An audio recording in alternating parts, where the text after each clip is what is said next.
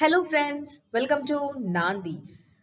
మీకు early morning 10 o'clock కి current affairs యొక్క కంపైలేషన్ పీడిఎఫ్ ద్వారా కావాలి అంటే please do join hour Telegram channel and subscribe our YouTube channel for more updates. ఈ రోజు ఇవన్నీ టాపిక్స్ గురించి డిస్కస్ చేయడమే కాదండి, ఈ రోజు కొన్ని ఎక్కువ క్వశ్చన్స్ అడగబోతున్నాను. Please do answer that questions in comment box. Apollo 15th mission launch చేసి 50 years అయిందంట ఫ్రెండ్స్. సో ఇలాంటి యానివర్సరీస్ ఏవైనా వస్తే కాంపిటేటివ్ ఎగ్జామ్స్ లో క్వశ్చన్స్ అడిగే ఛాన్సెస్ ఎక్కువగా ఉంటాయని ఆల్రెడీ మనం డిస్కస్ చేసాము. So let's know certain information about this Apollo 15th mission. యాక్చువల్గా ఇది లాంచ్ చేసింది ఎవరు, ఏ country? United States of America యొక్క space research organization NASA launch చేసింది. అండ్ ఎందుకు లాంచ్ చేసింది? హ్యూమన్ ని మూన్ పైకి పంపించి అక్కడ కొన్ని రోజులు వాళ్ళకి స్పెండ్ చేసి రిటర్న్ వచ్చేటప్పుడు అక్కడ ఉన్న కొన్ని మెటీరియల్స్ ని తీసుకొస్తారంట. So that you can research on moon material and know much more information about moon, earth అన్నిటి గురించి. అండ్ ఒక ఇంట్రెస్టింగ్ ఫ్యాక్ట్ చెప్తానండి, మూవీస్ చూసి కూడా మనం చాలా వరకు కాంపిటేటివ్ ఎగ్జామ్స్ కి ప్రిపేర్ అవ్వచ్చు. And I bet you and even I do the same thing. Best example ఒకటి చెప్తాను. 3 Idiots మూవీ చూసే ఉన్నారు కదండి, అందులో ప్రిన్సిపల్ హీరోని ఒక క్వశ్చన్ అడుగుతాడు, that who was the second man to walk on the moon అని చెప్పేసి. ఎస్, అప్పుడు నాకు నిజంగా ఆన్సర్ తెలియదండి, ఇప్పుడైతే తెలుసు, that was Buzz Aldrin. First person ఎవరు? Neil Armstrong. తనతో పాటే తన పైలట్ గా వెళ్ళిన Buzz Aldrin second man to walk on the moon. Neil Armstrong వెళ్ళింది ఏ అపోలో మిషన్ లో? అపోలో 11 మిషన్ లో. It was not Apollo 15. yes, so there were many Apollo missions, Apollo 11, Apollo 13 అలా ఉంటుంది. సో మనం ఇది important, the first man to walk on the moon through Apollo 11 mission. ఇది 1969 లో లాంచ్ చేశారు. So keep aside of Apollo 11 mission. Now discuss about Apollo 15. ఇది launch చేసింది ఎప్పుడు? 1971 లో. ఇండియా అప్పుడు బంగ్లాదేశ్ ని లిబరేట్ చేయడానికి పాకిస్తాన్ తో వార్ చేస్తుందండి. You can also remember things by contemporary things ఏవైతే ఉన్నాయో అవి తెలుసుకొని ఫ్యాక్ట్స్ గుర్తు పెట్టుకోవచ్చు. And these were the first people to drive on the moon. ఒక చిన్న వెహికల్ లాగా స్ట్రక్చర్ ఉందండి, you can see in the Google browse it. ఆ వెహికల్ పైన వాళ్ళు మూన్ పైన డ్రైవ్ కూడా చేశారంట. వాళ్ళు వెళ్ళిన ల్యాండర్ పేరు ఫాల్కన్. అండ్ వాళ్ళు ఎక్కడ వెళ్ళి రీచ్ అయ్యారు? The region was called as Hadley Apennine region. అది ఒక క్రేటార్ అండి. క్రేటార్ మనకి జియోగ్రఫీలో వస్తుంది. So what is mean by a crater? ఇలా ఒక బౌల్ షేప్డ్ డిప్రెషన్ ఒక ల్యాండ్ పైన ఫామ్ అవుతుంది, దీన్ని క్రేటార్ అంటారు. ఇది ఎందుకు ఫామ్ అవుతుంది? ఏదైనా ఒక మెటియోరాయిడ్ వచ్చి భూమి పైన హిట్ చేసిన వాల్కనిక్ యాక్టివిటీ వల్ల, లేకపోతే ఏదైనా ఎక్స్ప్లోజన్ అయినా ఇలా అవుతుంది. So this is called as a crater. ఇలాంటి ఒక ప్లేస్ లో ఈ అపోలో 15 ఆస్ట్రోనాట్స్ ఎవరు? David Scott and James Irwin. వీళ్ళు వెళ్ళి రీసెర్చ్ చేశారంట. That was your 50th anniversary of this Apollo 15. మీకు మామూలుగా క్వశ్చన్ ఇలా రావచ్చు, Neil Armstrong was the person who landed on the moon for the first time in Apollo 15 mission. Yes, is it true? No, it was in Apollo 11. So అందుకని చెప్పేసి ఇది discuss చేయడం జరిగింది. మీకు తెలియాలని ఇక్కడ పిక్చర్స్ పెట్టానండి, Neil Armstrong and Buzz Aldrin. BRICS లో ఉన్న counter terrorism working group recent గా ఒక వర్చువల్ మీటింగ్ కండక్ట్ చేసిందండి. సో ఫ్యాక్ట్స్ మనం ఇక్కడ ఎలా తెలుసుకోవాలి అంటే, ఈ ఇయర్ చైర్మన్షిప్ ప్రొవైడ్ చేసేది ఎవరండి? It is India. So you have to know that 2021 లో చైర్మన్షిప్ ప్రొవైడ్ చేసింది ఇండియా. సో మీకు క్వశ్చన్ ఇలా రావచ్చు, counter terrorism working group belongs to which of the following organizations? SCO, Quada, G20 या BRICS. So you have to know it belongs to BRICS.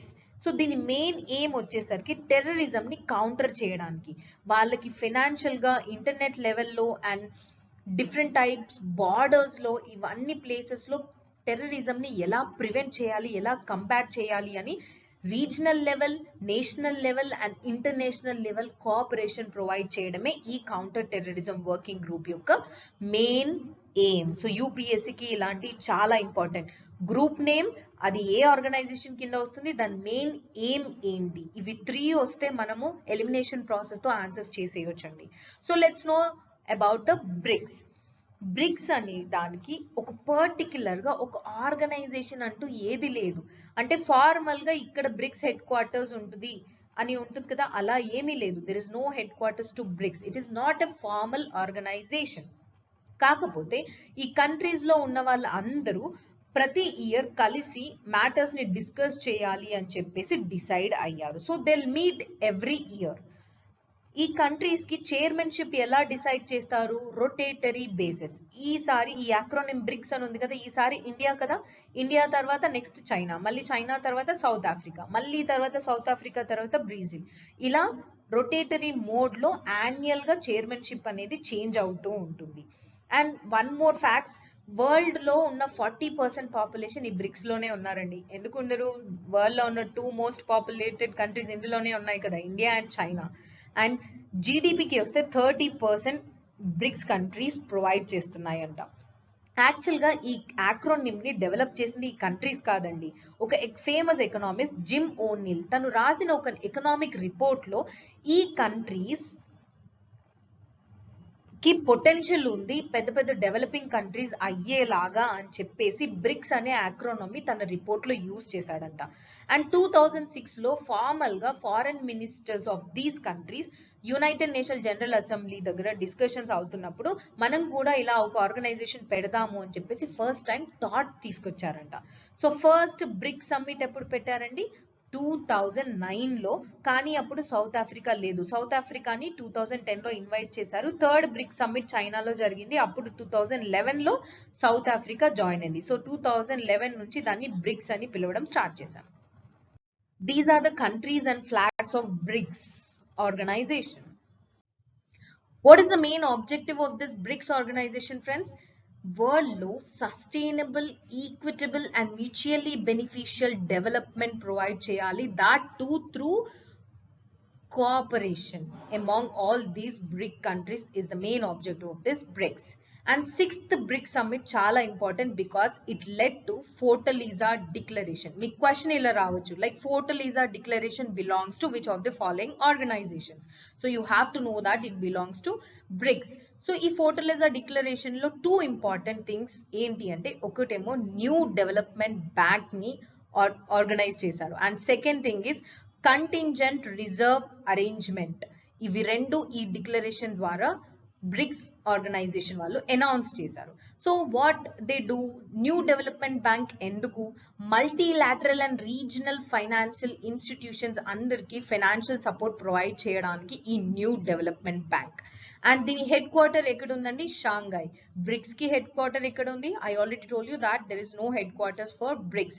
There is headquarters for New development Bank Shanghai, చైనాలో. And contingent reserve arrangement ఎందుకు అంటే, global లెవెల్లో financial crisis ఎక్కువగా అయిపోయేసరికి ఈ BRICS లో ఉన్న మెంబర్ కంట్రీస్ అందరూ ప్రాబ్లమ్స్ క్రియేట్ అవుతున్నాయి. సో వాళ్ళకి అలా ప్రాబ్లమ్స్ అవ్వకుండా there will be a currency swap system. ఇప్పుడు నా దగ్గర రూపీస్ ఉన్నాయి. So if you have the dollars and I have to pay the balance of payment, then I need dollars. So నేను ఈ రూపీస్ ని ఈ కంటింజెంట్ రిజర్వ్ అరేంజ్మెంట్ లో పెట్టి I can borrow the dollars so that I can pay the balance of payment crisis. So ఇలాంటి problems నుంచి overcome అవ్వడానికి ఈ 2 ఇంపార్టెంట్ థింగ్స్ ని ఫోర్టలీజా డిక్లరేషన్ లో బ్రిక్స్ ఆర్గనైజేషన్ లాంచ్ చేశారు.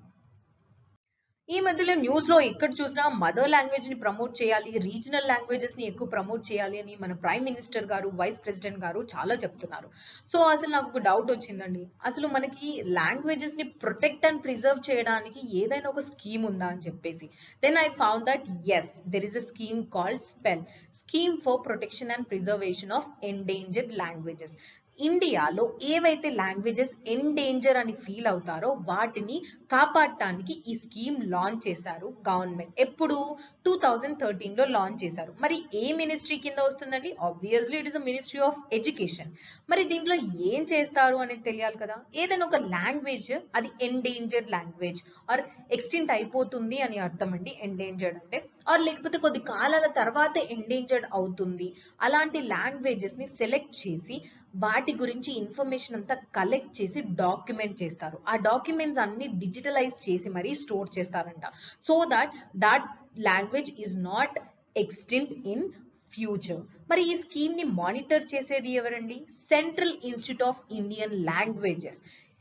ఇది ఎక్కడ ఉందండి? మైసూర్ కర్ణాటకలో ఉంది and it's a very beautiful place అండి. Please do visit it. So Central Institute of Indian Languages in Mysore will monitor this scheme. మరి ఏ లాంగ్వేజెస్ ని ఎండేంజర్ అని అంటారు? ఇప్పుడు మన తెలుగు లాంగ్వేజ్ కూడా ఉంది, దాన్ని కూడా ఎండేంజర్ కింద వస్తుందా అని క్వశ్చన్ రావచ్చు కదా. So let's see which languages can be called as endangered. అంటే ఇండియా స్కీమ్ ప్రకారం ఒక లాంగ్వేజ్ ని 10,000 పీపుల్ కంటే తక్కువ మంది మాట్లాడుతున్నారు అనుకోండి, లేకపోతే ఆ లాంగ్వేజ్ ని మనం చదువుకోవడానికి యూజ్ చేయట్లేదు, సో ఆ టైప్ లాంగ్వేజెస్ ని ఎండేంజర్డ్ లాంగ్వేజెస్ గా చూస్ చేసుకొని ఈ స్కీమ్ కింద ప్రిజర్వ్ అండ్ ప్రొటెక్ట్ చేస్తారంట. సో ఇప్పటి వరకు 117 లాంగ్వేజెస్ ని ప్రిజర్వ్ అండ్ ప్రొటెక్ట్ చేస్తున్నారు. So Telugu language do not fall under this category, ఎందుకంటే మనం 10,000 కంటే ఎక్కువ మంది మనం మాట్లాడుతున్నాం, ప్లస్ మనం చదివేటప్పుడు కూడా we have a special subject called Telugu, so it can't come under this category. So ఈ స్పెల్ స్కీమ్ కింద ఒక కోర్ కమిటీ మెంబర్స్ ఉంటారు. ఎవరు వీళ్ళని అపాయింట్ చేస్తారంటే ఈ central Institute of Indian languages వాళ్ళే వీటిని అపాయింట్ చేసి అసెస్ చేస్తారు. ఈ స్కీమ్ ఎంత వరకు వర్క్ అవుతుంది, ఎవాల్యుయేట్ ఎంత, ఇంకా ఏం మోడిఫికేషన్స్ చేయాలి అని అసెస్ చేస్తారు. ఈ మీటింగ్ ప్రతి ఇయర్ కి ఒకసారి అయ్యి they will discuss about what are the reforms to be brought. India లెవెల్లో what is mean by endangered అనేది చూసాం కదండి. మరి వరల్డ్ లెవెల్లో ఒక లాంగ్వేజ్ ని ఎండేంజర్డ్ గా ఎప్పుడు డిక్లేర్ చేస్తారో చూద్దాం. లైక్ ఒక లాంగ్వేజ్ ని సొసైటీ మొత్తం మాట్లాడటానికి ఎంకరేజ్ చేయట్లేదు, అలా అయినా లేకపోతే మన యంగర్ జనరేషన్స్ అంటే మనకు పుట్టబోయే పిల్లలు వాళ్ళకు పుట్టబోయే పిల్లలకి మన లాంగ్వేజ్ ని ట్రాన్స్ఫర్ చేయకపోతే ఆ లాంగ్వేజ్ ని ఎండేంజర్డ్ గా కన్సిడర్ చేస్తారంట. అండ్ ఈవెన్ ఒక రీసెర్చ్ ప్రకారం వరల్డ్ లో 7,000 స్పోకెన్ లాంగ్వేజెస్ ఉన్నాయి, అంటే మాట్లాడే లాంగ్వేజెస్. ఈ సెంచరీ కంప్లీట్ అయ్యే వరకు 21st సెంచరీ కంప్లీట్ అయ్యే వరకు 3,500 లాంగ్వేజెస్ అన్ని కోల్పోతామంట. ఓన్లీ మిగతా 3,500 మాత్రమే ఉంటాయి. So that critical the situation was. So ఇండియానే కాదు వరల్డ్ లెవెల్లో కూడా United Nations Education Scientific and Cultural Organization ఈ లాంగ్వేజెస్ ని ప్రొటెక్ట్ చేయడానికి చాలా రకాలుగా స్కీమ్స్ అనౌన్స్ చేసింది. అండ్ ఒక లాంగ్వేజ్ ని ఎప్పుడు ఎక్స్టింక్ట్ అయిపోయింది అంటాం, అంటే ఇంకా అసలు లేదు అని ఎప్పుడు అంటాం? ఆ లాంగ్వేజ్ అసలు ఎవరికి గుర్తుండకపోవడం అండ్ ఎవ్వరూ మాట్లాడకపోవడం ఉంటే ఆ లాంగ్వేజ్ ఎక్స్టింక్ట్ అయిపోయిందని యునెస్కో డిక్లేర్ చేస్తుందంట. అండ్ ఈవెన్ ఒక్కొక్క లాంగ్వేజ్ ఏ లెవెల్లో ఎండేంజర్డ్ లో ఉంది అని చెప్పేసి డిఫరెంట్ కేటగిరీస్ అనౌన్స్ చేసింది UNESCO. That is vulnerable, definitely endangered, severely endangered and critically endangered. Languages అసలు మనకి ఏ షెడ్యూల్ కింద ప్రొటెక్ట్ చేస్తామో మీకు తెలుసా అండి? పాలిటీలో 8th షెడ్యూల్లో 22 లాంగ్వేజెస్ ని మనం రికగ్నైజ్ చేసాము, షెడ్యూల్ లాంగ్వేజెస్ అని అంటారు. So let's have a question of the day now. Which of the following languages does not fall under the 8th schedule of the constitution of India? Please do answer this. నేను ఇక్కడ answer provide చేయట్లేదు, but మీకు immediate గా ఇప్పుడే answer తెలిసిపోతుంది. Please do answer in the comment box. So here A articles ప్రకారం మనకి languages ఉన్నాయండి? Article 344 and article 351 of the Indian constitution ప్రకారం 22 షెడ్యూల్ లాంగ్వేజెస్ ని రికగ్నైజ్ చేశారు. 11 నేను డివైడ్ చేశానండి so that you can easily remember. News లో border road organisation under the project బ్రహ్మంక్ అరుణాచల్ ప్రదేశ్ లో కూలిపోయిన ఒక బ్రిడ్జ్ ని మళ్ళీ కట్టింది అని చెప్పేసి వచ్చిందండి. సో అది న్యూస్. సో కాంపిటేటివ్ ఎగ్జామ్స్ లో మనం న్యూస్ ని ఎలా చదవాలో ఇప్పుడు చూద్దాం. So let's discuss about our bro అంటే బ్రదర్ కాదండి, బార్డర్ రోడ్ ఆర్గనైజేషన్. దీని లోగో వచ్చేసి ఇదండి. సో ఫస్ట్ మీరు కామెంట్ బాక్స్ లో ఆన్సర్ చేయండి. India borders with how many countries and what are they? So ఈ బార్డర్ రోడ్ ఆర్గనైజేషన్ ఎస్టాబ్లిష్ చేసింది 1960లో. అండ్ ఎందుకు ఎస్టాబ్లిష్ చేశారు? బార్డర్ ఏరియాస్ లో, రిమోట్ ఏరియాస్ లో, పర్టికులర్ గా north and north east states లో ఇన్ఫ్రాస్ట్రక్చర్ ని డెవలప్ చేయడానికి ఈ బార్డర్ రోడ్ ఆర్గనైజేషన్ ని ఎస్టాబ్లిష్ చేసింది గవర్నమెంట్. మరి ఓన్లీ ఇండియాలోనే ఇది బార్డర్ ఇన్ఫ్రాస్ట్రక్చర్ డెవలప్ చేస్తుందా, లేకపోతే వేరే ఫారెన్ కంట్రీస్ లో కూడా డెవలప్ చేస్తుందా? Second important, very very important fact అండి. ఇండియాలో అన్ని స్టేట్స్ లో చేయదు, 19 స్టేట్స్ అండ్ 3 యూనియన్ టెరిటరీస్ లో మాత్రమే ఈ border road organisation infrastructure develop చేస్తుంది. అండ్ ఇండియాలోనే మాత్రం కాదు, ఫ్రెండ్లీ ఉన్న నేబరింగ్ కంట్రీస్ ఏవైతే ఉంటాయో ఇవి కూడా చాలా important for any other competitive exams. Afghanistan లో, భూటాన్ లో, Myanmar, Tajikistan and Sri Lanka. You can see here there is no Nepal. There is no Bangladesh. So ఇండియాలో బార్డర్ లో ఉన్న కంట్రీస్ ఏవేవి బ్రో వర్క్ చేయదో అవి కూడా మనం తెలుసుకోవాలి. So these are the facts you have to remember. And ఈరోజు నేను కోట్ ఆఫ్ ద డే చెప్పలేదండి, because I felt like the motto of this border road organisation is the quote of the day. That is Shramena Sarvam Sadhyam. Hard work తో మనం ఏదైనా achieve చేయగలమండి. So that was the main motto of this border road organization. Even మనం కూడా ఎక్కువ hard work చేసి మన goals ని reach అవ్వాలి అని మనస్ఫూర్తిగా నాంది wishes you all people. So ఈ బార్డర్ రోడ్ ఆర్గనైజేషన్ లో బార్డర్ రోడ్స్ డెవలప్మెంట్ బోర్డ్ అని ఉంటుంది. ఆ బోర్డ్ ని చైర్ చేసేది ఎవరో తెలుసా అండి? మన ప్రైమ్ మినిస్టర్ అండి. And one more fact here, ఎందుకంటే కొన్నిసార్లు మనకి కాంపిటేటివ్ ఎగ్జామ్స్ లో కొన్ని బోర్డ్స్ ఆర్ బాడీస్ పేర్లు ఇచ్చి ప్రైమ్ మినిస్టర్ వేటికి చైర్మన్ గా వర్క్ చేస్తారు అని ఇవ్వచ్చు. So here one more fact, border roads development board కి చైర్మన్ గా వర్క్ చేసేది ప్రైమ్ మినిస్టర్. అండ్ ఇది ఏ మినిస్ట్రీ కింద వస్తుంది? మినిస్ట్రీ ఆఫ్ డిఫెన్స్ కింద వస్తుంది. This is also very important. 2015 నుంచే అండి. మరి అంతకు ముందు ఏ మినిస్ట్రీ కింద ఉంటాయి అంటే ministry of road and development, road transport and development కింద బార్డర్ రోడ్ ఆర్గనైజేషన్ ఉండేది. 2015 లో కంప్లీట్ గా మినిస్ట్రీ ఆఫ్ డిఫెన్స్ కింద వచ్చేసింది. And border road organisation 18 different projects and వాటి నేమ్స్ అండి: బీకన్, చేతక్, దీపక్. భూటాన్ లో చేసే ప్రాజెక్ట్ ని దంతక్ అంటారు. So not much important, but ఒక 4-5 గుర్తుపెట్టుకుంటే మీకు ఎలిమినేషన్ ప్రాసెస్ లో యూజ్ అవుతుంది. ఆఫ్ఘనిస్తాన్ లో దేలారాం జరంజ్ హైవే ఉంది కదండి, అది కూడా కట్టింది బార్డర్ రోడ్ ఆర్గనైజేషన్ వాళ్ళే. 2008 లోనే దాన్ని కంప్లీట్ చేసి ఆ గవర్నమెంట్ కి కూడా ఇచ్చేసారంట. తజికిస్తాన్ లో ఎయిర్ బేసెస్ అండి, ఫార్కోర్ అండ్ ఐఎన్ఈ ఎయిర్ బేసెస్ ని బిల్డ్ చేసింది కూడా మన border road organisation. This is very proud moment for us. Let's come to previous year question అండి. With reference to cultural history of India, consider the following. నేను ఎలా answer చేస్తానో ఒక ట్రిక్ ద్వారా చెప్తానండి. I don't know anything about this పరివ్రజక, so let's keep that side. I know certain information about the Shramana. Shramana అని అంటే మీకు ఇప్పుడు ఎగ్జాంపుల్ చెప్తానండి. ఏన్షియన్ టైం పీరియడ్ లో మనకి రిలీజియన్ అనేది హిందూయిజం కాదండి. You call it as a Brahmanism and Shramana tradition. Brahmanism అంటే who believes in Vedas. Shramana tradition will not give much preference to Vedas. Yes, so Brahminism కాకుండా మిగతా ఉన్న అన్ని ట్రెడిషన్స్ ని శ్రమానా ట్రెడిషన్స్ అంటారు. దీని కిందే మన బుద్ధిజం, జైనిజం, అజీవకాస్, చారవకాస్ అన్ని ఐడియాలజీస్ వస్తాయి. సో శ్రమానా అనేది ప్రీస్ట్ విత్ హై స్టేటస్ కాదు అని నాకు తెలుసు. So I eliminated the second. So correctly matched అని అడిగారు. సో సెకండ్ రాంగ్ అని పక్కా నాకు తెలుసు కాబట్టి సెకండ్ ఎక్కడెక్కడ ఉందో అవన్నీ ఎలిమినేట్ చేశాను. సో డైరెక్ట్ గా నాకు ఆన్సర్ వచ్చేసిందండి.